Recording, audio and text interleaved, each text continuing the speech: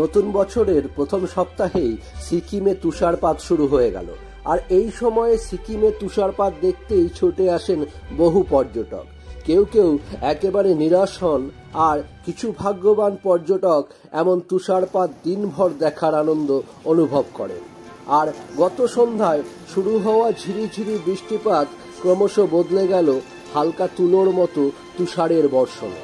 আমরা দৈনিক সংবাদ অনলাইনের পর্দায় আপনাদের দেখাচ্ছি সেই প্রাকৃতিক সৌন্দর্যের কয়েকটি জীবন্ত মুহূর্ত।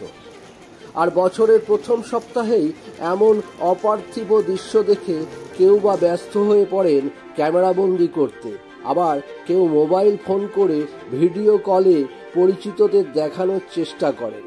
আমরা আপনাদের দেখাচ্ছি সেই অপার্থিব সৌন্দর্যের দৃশ্যগুলি।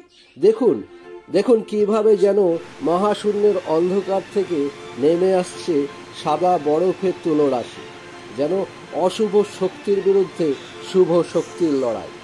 একদিকে যেমন সিকিমের প্রাকৃতিক সৌন্দর্য মন জয় করে, তেমনি তুষারপাত উপভোগ করতেও পর্যটকেরা ছোটেন এখানে।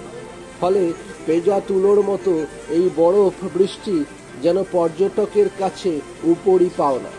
দেখুন সেই সঙ্গে কিভাবে এই গাড়ি থেকে আরম্ভ করে বাড়ির মাথার উপর বরফের চাদর বিছিয়ে রয়েছে। এই মুহূর্তে সিকিমে পড়েছে জাঁকিয়ে শীত। কনকনে ঠান্ডা উপভোগ করতেও বহু পর্যটক ভিড় করেন কিন্তু এই সিকিমে।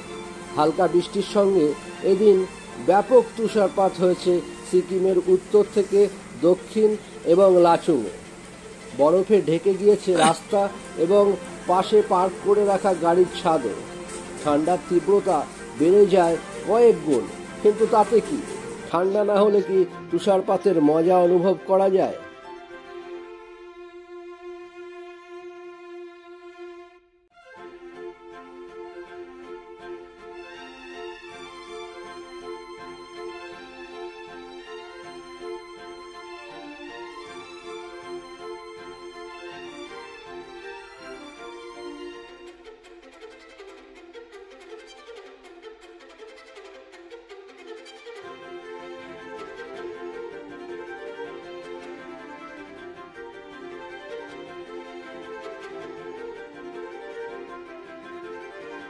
রাত যত বাড়তে থাকে ততই বাড়তে থাকে তুষারের ঘনত্ব, আর ভিড় বাড়ে পর্যটকদের।